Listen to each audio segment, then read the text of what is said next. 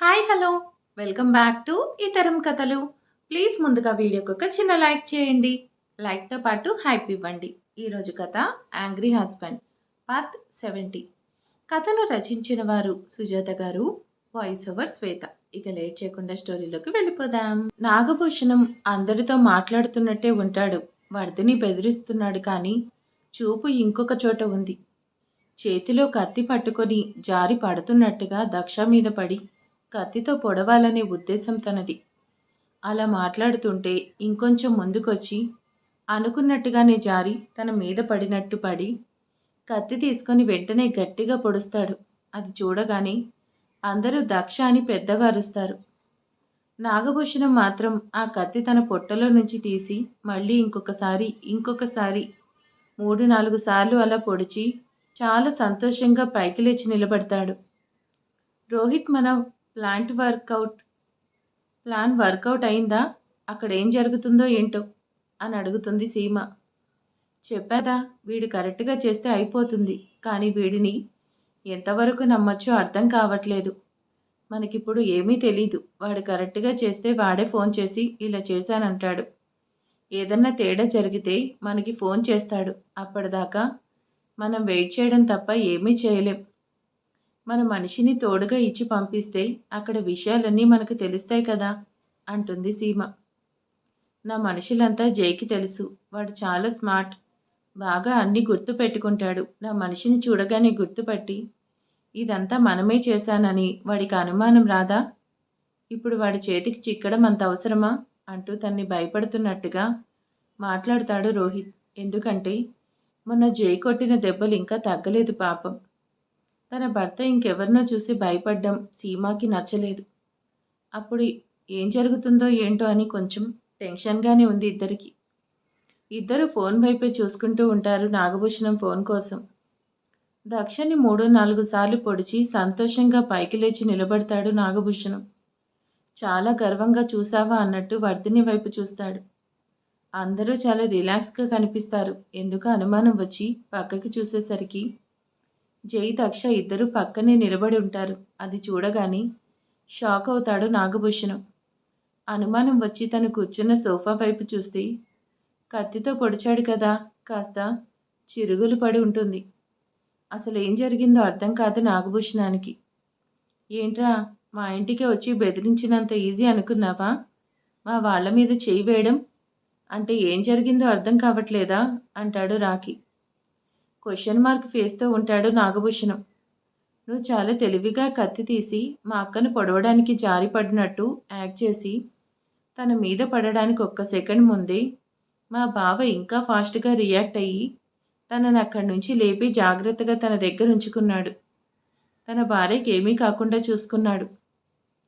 నువ్వేమో తనని పొడవాలనే ఆవేశంలో మనిషిని పొడుస్తున్నావో సోఫాని పొడుస్తున్నావో కూడా చూసుకోలేదు.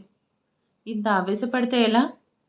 జై పక్కన నిలబడ్డ దక్ష తన బంప్ మీద చేయి వేసుకొని కొంచెం భయపడుతూ ఉంటే భుజం చుట్టూ చేయి వేసి ప్రేమగా హత్తుకొని ఏం కాలేదురా, భయపడకు అంటూ తన వెన్ను నిమురుతూ ఉంటాడు.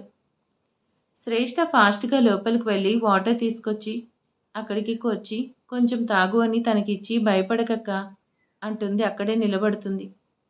నాగభూషణానికి అప్పుడు అర్థమవుతుంది. తను కత్తి తీసుకుని ఫాస్ట్గా దక్ష మీద పడుతున్నప్పుడు చేతికేదో తగిలింది కానీ ఆ కంగారులో పట్టించుకోలేదు.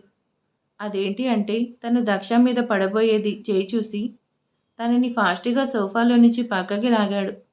అప్పుడు దక్ష తన చేతికి తగిలింది కానీ పొడవాలన్న ఉబలాటంలో తను పట్టించుకోలేదు. నిజంగానే దక్షని పొడుస్తున్నారేమో అన్న సంతోషంలో 3-4 సార్లు పొడిచాడు. కనీసం అబ్బా అని కూడా సౌండ్ రాలేదని ఇప్పుడు గుర్తొస్తుంది నాగభూషణానికి. మిగతా వాళ్ళందరూ ఎందుకు అరిచారు అంటే నిజంగానే దక్షని పొడిచాడేమో అన్న భయంతో అరుస్తారు. తను సేఫ్గా జై పక్కన ఉండేసరికి అమ్మయ్య అనుకుంటారు. పాపం జై అలా చేస్తాడని నాగభూషణం ఊహించలేదు కదా. ఇప్పుడు అందరి ముందు పిచ్చి పుల్క అయ్యాడు. నీకెంత ధైర్యం ఉంటే నా భార్యను చంపడానికి ప్రయత్నిస్తావా అంటూ ఆ చేతిని పట్టుకొని వెనక్కి మెలుగు తిప్పుతాడు జై. ముసలోడు కదా, ఈ ట్రీట్మెంట్ చాలు, ఊరుకుంటాను కదా అని రెచ్చిపోకు. గట్టిగా తిప్పుతూ ఉంటాడు. నాగభూషణం వదలండి అని అరుస్తూ నొప్పితో బాధతో ఏడుస్తూ ఉంటాడు. నాన్న అనుకుంటూ దొంగ పెళ్ళికొడుకు ముందుకొస్తుంటే ఆది అడ్డంగా నిలబడతాడు. వీడిని కొట్టడానికి కూడా నువ్వు కావాలా, జరుగు అంటూ ఆదిని పక్కకు నెట్టి శ్రేష్ఠ వాడు ముందు నిలబడి, ఏంట్రా నీకు రమ్య కావాలా? ఇప్పుడు తనకి పెళ్ళైపోయింది, ఇప్పుడైనా పర్వాలేదా అంటుంది. వాడు మనసులో ఏముందో తెలుసుకోవడానికి. నాకేమీ అభ్యంతరం లేదు అంటూ సిగ్గుపడుతూ మెలికలు తిరుగుతూ ఉంటాడు. పెళ్ళైనా కానీ మా రమ్యని చేసుకుంటానంటావురా అని మోకాలు పైకెత్తి సెంట్రల్ పాయింట్తో ఒక్క తన్ను తంతుంది. వాడు చేయి పట్టుకొని 2-3 సార్లు అక్కడే కొట్టేసరికి కింద పడి గిలగిలా కొట్టుకుంటూ ఉంటాడు పాపం దొంగ పెళ్లి కొడుకు. నువ్వు మా రమ్యకు ఎంత ఏడిపించావో ఆ రోజు నేను చూశాను. ఇప్పుడు మా రమ్యతోనే కాదు, ఇక నీకు లైఫ్ లాంగ్ ఏ అమ్మాయితో కూడా పని లేదు అంటూ పక్కకు వెళ్ళిపోతుంది శ్రేష్ఠ. దొంగ పెళ్లి కొడుక్కి మంచి సన్మానమే జరిగిందంటూ అందరూ బాగా నవ్వుతూ ఉంటారు. కొడుకును అలా చూసేసరికి జై చేతిలో ఉన్న తన చేతిని వదిలించుకొని కొడుకు దగ్గరికి వస్తాడు. నాన్న నొప్పిగా ఉంది అంటూ 2 తొడల మధ్య చేతులు పెట్టుకొని లబోదిబోం అంటూ ఉంటాడు. ఎంత ధైర్యమే నీకు అంటూ శ్రేష్ఠ మీదకి వస్తాడు నాగభూషణం. శ్రేష్ఠకి అడ్డంగా నిలబడతాడు జై. నీకు అర్థం కావట్లేదు, వాళ్ళ అక్క మీద కొంచెం విస్కీ పోసినందుకే 4 రౌడీలను చావగొట్టింది. నువ్వు ఏకంగా కత్తితోనే తన మీద హత్య ప్రయత్నం చేశావు. ఇక నిన్నైతే డైరెక్ట్గా వల్లకాటికే పంపిస్తుంది. నువ్వు నోరు మూసుకొని పోవయ్యా అని సర్ది చెప్పడానికి ప్రయత్నిస్తాడు లడ్డు. ఎంత పొగరే నీకు, నా కొడుకుని అలా కొడతావా అంటూ కొంచెం పక్కకొచ్చి శ్రేష్ఠని పట్టుకోవడానికి ప్రయత్నిస్తాడు. కానీ శ్రేష్ఠ చున్నీ కూడా తాకకుండా చేతిని పట్టుకొని ఆపుతాడు జై. మమ్మల్ని కాదు, మా ఇంటి ఆడపిల్లని చూసినా మీరు భయపడాల్సిందే అంటూ దూరంగా నెట్టి నువ్వెళ్ళు అని శ్రేష్ఠని పంపిస్తాడు. శ్రేష్ఠ, కీర్తన ఇద్దరు దక్ష దగ్గర నిలబడతారు. దక్షని చంపాలనుకున్నాను, ప్లాన్ ఫెయిల్ అయింది. పైగా దాని చెల్లెల చేతిలో మా వాడు ఇంకా దేనికి పనికి రాకుండా పోయాడు. ఆ కోపం అంతా వర్ధిని మీదకు మల్లుతుంది. మాకు ఇంట్లో ఇంత అవమానం జరుగుతుంటే మాట్లాడకుండా ఉంటావేంటి? ఏంట్రా మా ఇంటికి వచ్చి మా అత్తయ్య మీద పోట్లాడుతున్నావు అని మొదటిసారిగా జై నోరు తెరిచి చాలా సీరియస్గా అడుగుతాడు. అసలు మా ఇంట్లోకి వచ్చి మా మీద దౌర్జన్యం చేస్తావేంటి అంటాడు. అస్సలు ఎవ్వరు ఎక్స్పెక్ట్ చేయరు కదా అసలు వర్ధిని అలా చేసింది అంటే. నాకే కొంచెం షాక్ అయిపోయా. అదేంటో మీరు కూడా చూడండి. మీ ఇంట్లో నాకు ఏ హక్కు అయినా ఉంటుంది, ఏదైనా చేయొచ్చు. ఏంట్రా నీకున్న బోడి హక్కు అంటూ వాడి గొంతు పట్టుకొని గోడ కానించి తన చేతిని గట్టిగా బిగిస్తాడు జై.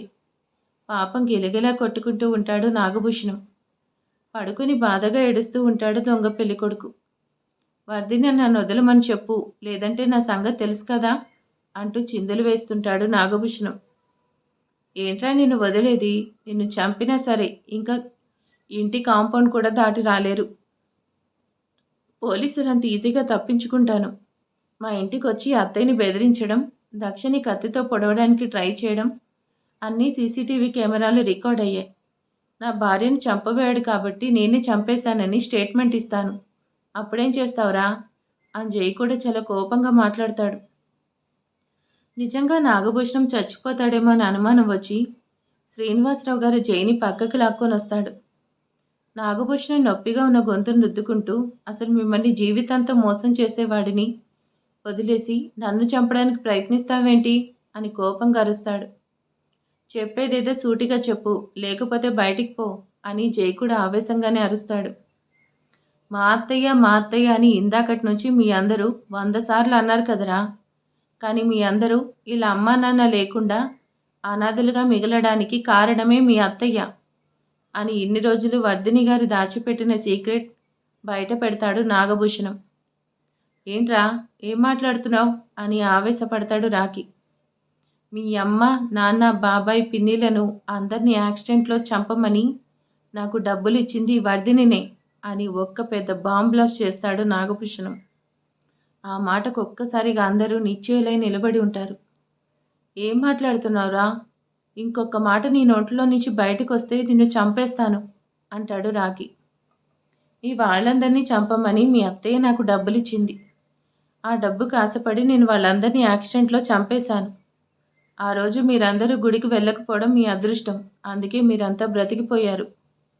ఆ మాట వినగానే కుటుంబం మొత్తం ఒక్కసారిగా నిశ్చయులై నిలబడిపోతారు. తాము విన్నది నిజమా? అబద్ధమా? అత్తయ్య మా వాళ్ళని చంపించడం ఏంటి? అని ఫ్యామిలీ మొత్తం ఒక రకమైన షాక్‌లోనే ఉండిపోతారు. రాకీ మాత్రం మా అమ్మ గురించి ఇంకొక మాట మాట్లాడితే నేను నిన్ను చంపేస్తాను అని ఎగబడుతూ ఉంటాడు. అందరికీ తాము విన్న నిజాన్ని డైజెస్ట్ చేసుకోవడానికి చాలా టైమే పట్టింది. అందరికన్నా ముందు తేరుతుంది జై. తమ అమ్మా నాన్నని చంపించింది అత్తయ్య అనగానే అందరికీ కళ్ళల్లో నీళ్ళొస్తాయి. ఇన్నాళ్ళు యాక్సిడెంట్ వల్ల చనిపోయారనుకుంటున్నారు కానీ యాక్సిడెంట్ చేసిన వ్యక్తి తనంతట తాను నిజం చెప్తున్నాడు. అందరూ కోపంగా వర్ధిని వైపు చూస్తుంటారు. వర్ధిని గారు వాళ్ళెవరికీ మొహాన్ని చూపించలేక దొరికిపోయిన దొంగలాగా బాధగా ఏడుస్తూ ఉంటుంది. జై వాళ్ళ అత్తయ్య దగ్గరికి వస్తాడు. చాలా రోజుల తర్వాత తనతో మాట్లాడుతున్నాడు. చెప్పండి అత్తయ్య, వాడు చెప్పేది అబద్ధమని చెప్పండి. మీరు అలాంటి వాళ్ళు కాదు, నాకు తెలుసు. మా అత్తయ్య మమ్మల్ని చాలా ప్రేమగానే పెంచింది. ఇది నేను నమ్మను. ఇది అబద్ధమని చెప్పండి అని తన 2 భుజాలు పట్టుకొని అడుగుతూ ఉంటాడు. మీరు ఈ ఇంటి ఆడపడుచు. మీ అన్నయ్యలని వదినలని మీరే చంపేంత కుసంస్కారం మీకు లేదు. వాడు అబద్ధం చెప్తున్నాడని ఒక్క మాట చెప్పండి. మీరు మాకు చెప్పండి. నా కొడుకుని చంపి ఇక్కడే పాతి పెట్టేస్తాను. కానీ నిజం మాత్రం చెప్పండి అంటాడు జై. అమ్మ ఇదంతా అబద్ధమని చెప్పు. నీ మీద నిందలు వేస్తున్నాడు. అందరికీ చావుకి నువ్వే కారణం అంటున్నారు. నిజమేంటో చెప్పి వాడు నోరు మూయించు అని రాకీ కూడా రిక్వెస్ట్ చేస్తూ ఉంటాడు. అదంతా నిజమే అన్నట్టు ఏడుస్తూ ఆ పాపిష్టి పని చేసింది నేనే అని వెనక్కి వెళ్తుంది వర్ధిని. అది చూసిన శ్రీనివాసరావు గారికి ఏడుపొస్తుంది. ఎంత పని చేశావే! ఒక అమ్మాయివని నిన్ను ఎంతో గారాబంగా పెంచాను. నువ్వు అడిగింది కాదనకుండా నువ్వేం కోరితే అది తెచ్చి నీ ముందుంచారు నీ అన్నయ్యలు. నేనెంత వద్దని చెప్పినా మా చెల్లెలు అని నెత్తిన పెట్టుకుంటే చివరికి వాళ్ళని చంపించావా? తోడబుట్టిన అన్నలను, తల్లిగా చూసిన వదినలను చంపించడానికి అసలు నీకు మనసెలా వచ్చిందే? అంటూ సోఫాలో కూర్చుంటారు తాతగారు. తాతయ్య అంటూ ఆయన దగ్గరికి వెళ్తారు కొంతమంది. తాతయ్య తాతయ్య అంటూ ఆయన్ని సముదాయిస్తూ ఉంటారు. జై అయితే ఒక్కసారిగా కింద కూలపడతాడు. శ్రీవారు అంటూ దక్ష ఫాస్ట్గా వచ్చి జై పక్కన కూర్చుంటుంది. ప్లీజ్ కంట్రోల్ చేసుకోండి అంటూ తన కన్నీళ్లు తుడుస్తుంది. అమ్మా నాన్నని అత్తయ్య అత్తయ్య అంటూ ఏడుస్తూ దక్షని గట్టిగా హత్తుకుంటాడు. జై ఒక్కడే కాదు, లడ్డు ఆది కూడా వాళ్ళ అమ్మా నాన్న చనిపోయినందుకు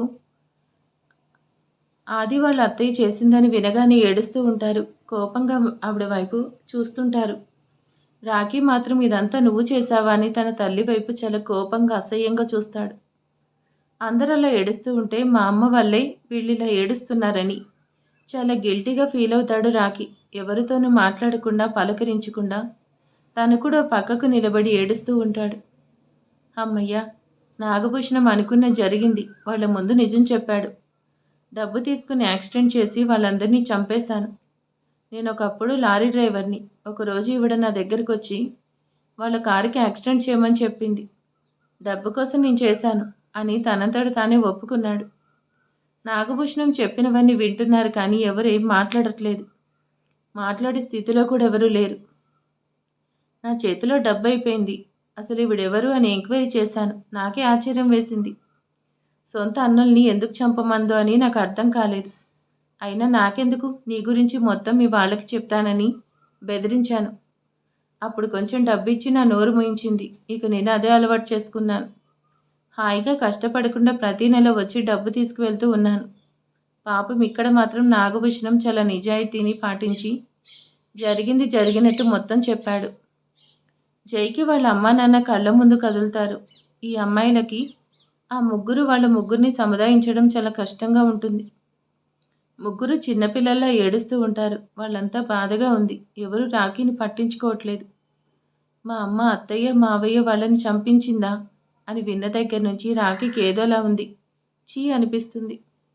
ఇప్పటిదాకా ఈ మాటలన్నీ పక్క రూంలో నుండి విన్న శేఖర్ ఇంకా మిగిలిన పోలీసులు బయటకు వస్తారు. ఐఎమ్ సారీ జై అంటాడు శేఖర్. తనంతట తానే తప్పు ఒప్పుకొని చెప్పినందుకు నాగభూషణాన్ని ఆయన కొడుకుని అరెస్ట్ చేస్తారు. జై, మీ అత్తయ్యని కూడా అరెస్ట్ చేయాల్సి ఉంటుంది అంటాడు శేఖర్. వర్ధిని శేఖర్ దగ్గరకు వచ్చి అరెస్ట్ చేయండి అంటుంది. శేఖర్ ప్రస్తుతానికి తను వదిలి వెళ్ళిపో, తర్వాత చూసుకుందాం అని దక్ష సర్ది చెప్పి వాళ్ళని పంపిస్తుంది. దక్ష మాట కొట్టిపడలేక శేఖర్ నాగభూషణం వాళ్ళని తీసుకొని వెళ్ళిపోతాడు. ఎవరూ మాట్లాడట్లేదు. అందరూ ఆవేదనతో దుఃఖాన్ని బాధని అనుభవిస్తున్నారు. మా అత్తయ్య ఇంత పని చేసిందా అనేది ఎంతసేపటికి డైజెస్ట్ అవ్వట్లేదు. తాతగారు వర్ధిని దగ్గరికి వచ్చి అందరూ నన్ను మంచి బిజినెస్ మ్యాన్ అంటారు. ఎదుటి వాళ్ళు ఏం చేయబోతున్నారో ముందుగానే తెలుసుకోవడంలో ఎంతో ఎక్స్పీరియన్స్ ఉంది. ఎదుటి వాళ్ళ ఎత్తులను చిత్తుగా ఓడించగలను. శత్రువులాట తేలికగా కట్టించగలను. అన్ని తెలివితేటలున్న నేను నా కూతురు ఎన్ని హత్యలు చేయించిందనే విషయాన్ని మాత్రం తెలుసుకోలేకపోయాను. పెద్దవాళ్ళు చెప్తారు కదా, ఇంటి దొంగని ఈశ్వరుడైనా పట్టలేరు అని. ఇప్పుడు నేను అదే పరిస్థితుల్లో ఉన్నాను. హంతకురాలిని ఇంట్లోనే ఉంచుకొని ఇన్ని సంవత్సరాల నుంచి ఆశ్రయం ఇచ్చి మేపుతున్నాను. నువ్వు నా కూతురని చెప్పడానికి సిగ్గుపడుతున్నాను. అసలు మనిషివేనా? నా భార్య, అదే మీ అమ్మ, అన్నయ్యలు, వదిన్లు చివరికి నీ భర్తను కూడా చంపించడానికి వెనకాడలేదు అంటే నేనేమనాలి? అసలు నువ్వు ఆడదానివేనా? నిన్ను చూడాలంటేనే అసహ్యం వేస్తుంది. లోపలికి వెళ్ళిపోతారు తాతగారు. ఆ మాటలు విన్న తర్వాత వర్ధిని గారికి చచ్చిపోవాలనిపిస్తుంది. అయినా చేసిన పాపం ఎన్ని రోజులకి బయటకు వచ్చి తనని ఇలా హింసిస్తుందని ఊహించలేదు. పద్మ కొంచెం తాతగారిని చూసుకో అని చెప్తుంది దక్ష. ఆది లడ్డు రూమ్లోకి వెళ్ళండి అంటుంది దక్ష. కీర్తన, శ్రేష్ఠ వాళ్ళిద్దరిని రూమ్లోకి తీసుకెళ్తారు. ఎవరు ఏడుపుని కంట్రోల్ చేసుకోలేకపోతున్నారు. ఎందుకంటే యాక్సిడెంట్లో చనిపోయారంటే అది వేరు, కానీ చంపించారనేది మాత్రం అస్సలు తట్టుకోలేకపోతున్నారు. శ్రీవారు లేవండి ప్లీజ్ అంటూ బలవంతంగా జైని లేపి మెల్లిగా తన రూమ్కి తీసుకెళ్తుంది. జైకి ఏమీ పట్టట్లేదు. ప్రాణం ఉన్న బొమ్మలలా నడుచుకుంటూ వెళ్ళి బెడ్ మీద కూర్చొని మా అత్తయ్య అమ్మ నాన్నని చంపించిందా అని దాని గురించే బాధపడుతూ కన్నీళ్లు పెట్టుకుంటూ ఉంటాడు. తన భర్తని అలా చూడలేకపోతుంది దక్ష. అసలు ఇదంతా నమ్మాలి అనిపించట్లేదు కూడా. ప్లీజ్ అని జైకి నచ్చ చెప్పాలని ట్రై చేస్తుంది. జై కూడా తన బాధని కంట్రోల్ చేసుకోలేక దక్ష ఒడిలో పడుకొని బాధపడుతూ ఉంటాడు. మీరే ఇలా అయిపోతే ఎలా? చిన్నవాళ్ళు వాళ్ళ పరిస్థితి ఏంటి? దక్షకి సడన్గా ఏదో గుర్తొస్తుంది. జైని పైకి లేపి గబగబా కిందికి వస్తుంది. మామూలుగా అయితే జై ఏంటి ఎందుకు అని కంగారు పడేవాడు, కానీ ఇప్పుడు అదేం పట్టించుకునే పరిస్థితుల్లో లేడు. దక్ష అక్కడికి వచ్చేసరికి వర్ధిని గారు మాత్రమే అక్కడ ఉంటారు. తనతో ఏం మాట్లాడకుండా చుట్టూ చూస్తుంది. రాఖీ అక్కడ కనిపించడు. ఇంట్లో పని వాళ్ళని అడిగితే మాకు తెలీదు అంటారు. ఫాస్ట్గా బయటకు వచ్చి వాచ్మ్యాన్ అడుగుతుంది.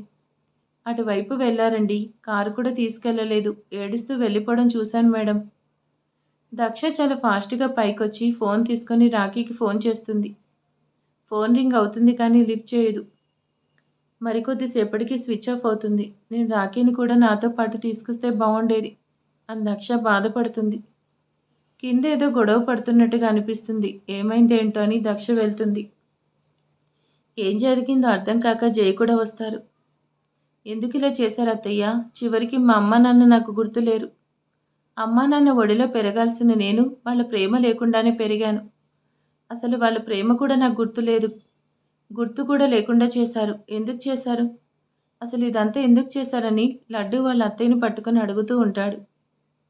మీ పిల్లలకు మాత్రం మా అమ్మ ప్రేమ దొరికింది, మరి మాకు ఎందుకు ఇలా చేశారు? మేమేం పాపం చేశామని చిన్నపిల్లాడిలాగా ఆమెను పట్టుకొని ఏడుస్తూ ఉంటాడు.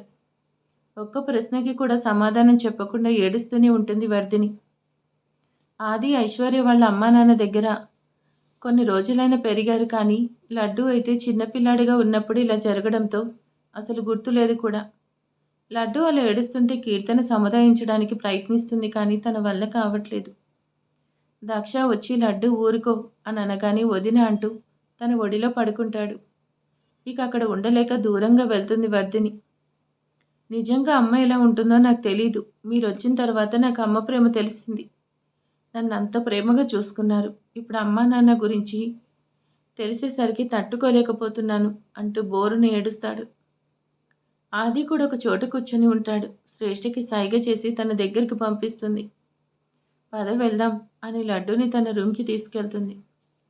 వీళ్ళు వెళ్ళేసరికి జై వాళ్ళ పేరెంట్స్ ఉన్న ఆల్బమ్ తీసి చూస్తూ ఉంటాడు. వాళ్ళ అమ్మా నాన్న ఫోటో తీసి ప్రేమగా వాళ్ళని తాకుతాడు. లడ్డూ కూడా పరిగెత్తుకుంటూ వెళ్ళి వాళ్ళ అమ్మా నాన్న ఫోటోలు చూస్తూ ఉంటాడు. అలాగే ఆది కూడా అక్కడికి వచ్చి వాళ్ళ అన్నయ్య పక్కన కూర్చొని ఆ అమ్మా నాన్న ఫోటోలు చూసుకుంటూ ఉంటారు. ఇది పొద్దున మొదలు పెడితే ఇప్పుడు రాత్రి అయింది.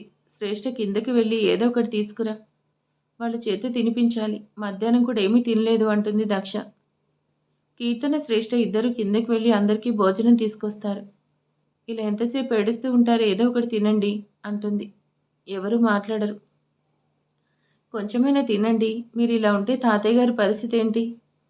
శ్రేష్ఠ వెళ్ళి తాతయ్య గారికి భోజనం పెట్టు అంటాడు ఆది. ఈ టైంలో మేమేం పెడితే తింటారా? మీరే దగ్గరుండి ఆయనకి ధైర్యం చెప్పాల్సింది పోయి ఇలా ఏడుస్తూ ఉంటే ఎలా? ఆయన ఆరోగ్యం గురించి కూడా మీరు ఆలోచించాలి కదా అని మెల్లిగా నచ్చ చెప్పడానికి ప్రయత్నిస్తుంది దక్ష. తాతయ్యకి పెట్టి మీరు కూడా తినేసి పడుకోండి అంటాడు జై. పొద్దుటి నుంచి ఏడుస్తూ అలాగే ఉన్నారు. కొంచెమైనా తినిపించాలనుకొని, లడ్డు నీకు తెలుసా, నాకు బాగా ఆకలేస్తుంది. ఆకలేస్తే తినండి వదినా, కానీ నాకొద్దు. ఆకలేస్తుంది అంటారు, మళ్ళీ వద్దు అంటే ఎలా? నాకు ఆకలేస్తుంది, కానీ మేము ముగ్గురు తింటేనే తింటాను. లేకపోతే నాకొద్దు. నేను కూడా ఇలాగే ఆకలితో పడుకుంటాను. నాకు నా బేబీకి ఏదైనా నీకు పర్వాలేదు కదా? మీరేంటి అలాగే ఉండండి, మీతో పాటు నేను అలాగే ఉంటాను. ప్లీజ్ వదిన అలా అనకండి, మీరు తినండి అంటాడు ఆది. ఇక దక్ష కూడా తన పంప్ మీద చేయి వేసుకొని వెళ్ళి సోఫాలో పడుకుంటుంది. మాకు తినాలనిపించట్లేదు, మీరు తినండి వదినా అని ఇద్దరు బ్రతిమలాడుతూ ఉంటారు. దక్ష లేచి హ్యాండ్స్ క్లీన్ చేసుకుని అన్నం కలుపుకొని వాళ్ళ దగ్గరకు వచ్చి ఆ ఫోటో ఆల్బమ్ తీసేసి ఆ ప్లేస్లో తన కూర్చొని లడ్డు తిను అని తన నోటి దగ్గరికి తెస్తుంది. ముగ్గురు తన వైపు చూస్తారు. నువ్వే చెప్పావు కదా అమ్మ ప్రేమ ఎలా ఉంటుందో తెలీదు, నేనొచ్చాక తెలిసిందని. మరి అమ్మ పెడుతున్నప్పుడు వద్దనకూడదు కదా ఆ మాట అనగాని లడ్డు నోరు తెరుస్తాడు. తను మా అమ్మ అని అంతకుముందు కీర్తనతో చెప్పింది అందరూ గుర్తు చేసుకుంటారు. అలాగే ఆదికి కూడా పెడుతుంది. తను కూడా నోట్లో పెట్టించుకుంటాడు. మీ అన్నయ్య పెళ్లి చూపుల్లో అడిగాడు మీ అందరినీ జాగ్రత్తగా చూసుకోమని. అమ్మలేని లోటు వీళ్ళకు తెలియకూడదు అన్నారు. మరి మీరు ఇలా తినకుండా ఉంటే ఎలా అని ఆ మాట ఈ మాట చెప్తూ పనిలో పనిగా జైకి కూడా నోట్లో పెడుతుంది. దక్ష అలా తినిపిస్తూ ఉంటే ముగ్గురు పసిపిల్లల్లానే అయిపోతారు. ఫోటోలో ఉన్న వాళ్ళ అమ్మని దక్షలో చూసుకుంటూ ఉంటారు ముగ్గురు. మొత్తానికి వాళ్ళ ముగ్గురికి భోజనం తినిపిస్తుంది. కీర్తన శ్రేష్ఠ వచ్చి మరి మాకు అని చేయి చాపుతారు. మీ అల్లరి ఎక్కువైంది అంటూ వాళ్ళకు కూడా తినిపిస్తుంది. అక్క నువ్వు కూడా తిను అంటూ ఒక ముద్ద దక్షకి పెడుతుంది శ్రేష్ఠ. అవును నువ్వు కూడా తిను అంటూ అందరూ తల ఒక ముద్ద తల నోట్లో పెడతారు. అలా తను తింటూ అందరికీ భోజనం తినిపించడం పూర్తి చేస్తుంది దక్ష. శ్రీవారు ప్లీజ్ మీ ముగ్గురు వెళ్ళి తాతయ్య గారి సంగతి చూడండి, ఆయన నేను చెప్తే వినరు, మీరు వెళ్లాల్సిందే అంటుంది. మీ అందరూ వదిలే, నేను ఒక్కడిని వెళ్తాను. శ్రేష్ఠ తాతయ్య గారికి భోజనం తీసుకురా అని చెప్పి జయ్య కూడా కిందికి వెళ్తాడు. ఇక అందరూ అక్కడే ఉంటారు. శ్రేష్ఠ కూడా ఫాస్ట్గా వెళ్ళి భోజనం ప్లేట్ జైకిచ్చి తనతో పాటు లోపలికి వెళ్తుంది. తాతయ్య తాతయ్య కళ్ళు తెరిచి ఏంట్రా, పొద్దున కూడా ఏమీ తినలేదు, తినండి తాతయ్య అంటాడు జై. మీ అత్తయ్య చేసిన పనికి కడుపు నిండిపోయిందిరా తాతయ్య, పెద్దవాళ్ళు మీరే ఇలా అయిపోతే మా అందరి పరిస్థితి ఏంటి? ఇక అంతే అయిపోయింది. ఇంటికి పెద్ద దిక్కు మీరే, ఇలా అయిపోతే మాకు ధైర్యం చెప్పి మాకు అండగా నిలబడేదెవరు? ఇంటికి పెద్దగా ఉండి ఏం చేశానమ్మా? నా కళ్ళ ముందే భార్యని, కొడుకులని, కోడలని, అల్లుడిని పోగొట్టుకున్నాను, బ్రతికున్నాను అని జైని పట్టుకొని శ్రేష్ఠతో చెప్తాడు తాతయ్య. తాతయ్య అని అక్క వాళ్ళందరికీ భోజనం తినిపించింది. ఇక తను కోపిక లేక ఇక్కడికి రాలేదు, తినండి తాతయ్య అంటూ బ్రతిమలాడుతుంది శ్రేష్ఠ. అవును తాతయ్య కొద్దిగా తినండి అంటూ వీళ్ళిద్దరూ బ్రతిమలాడడంతో కొంచెం తింటారు తాతయ్యగారు. కొద్దిసేపటి తర్వాత శ్రేష్ఠ ఆయనకి ఇవ్వవలసిన టాబ్లెట్స్ ఇచ్చి అవి వేసుకున్న తర్వాత రూమ్లో మంచినీళ్ళు పెట్టి ఆయన పడుకునే వరకు ఉండి బావ మరదలు ఇద్దరు బయటకు వస్తారు. వీళ్ళిద్దరూ జై రూమ్కి వచ్చేసరికి దక్ష కాళ్ళు చెప్పుకొని మంచానికి ఆనుకుని కూర్చొని ఉంటే లడ్డు ఆది ఇద్దరు దక్ష ఒడిలో పడుకొని ఉంటారు. ఇద్దరికీ జోకొడుతూ ఉంటుంది దక్ష. తాతగారు కూడా భోజనం చేశారు అనగానే ఇద్దరు లేచి కూర్చుంటారు. కీర్తన ఫోటో ఆల్బమ్ తీసుకెళ్లి సెల్ఫ్లో పెడుతుంది. మరి ఆ తర్వాత ఏం జరగబోతుంది ఏంటి అనేది నెక్స్ట్ పార్ట్లో చూద్దాం. ఈరోజు వీడియో ఎలా ఉందో ప్లీజ్ కామెంట్ చేసేయండి, లైక్ చేయండి. Thank you.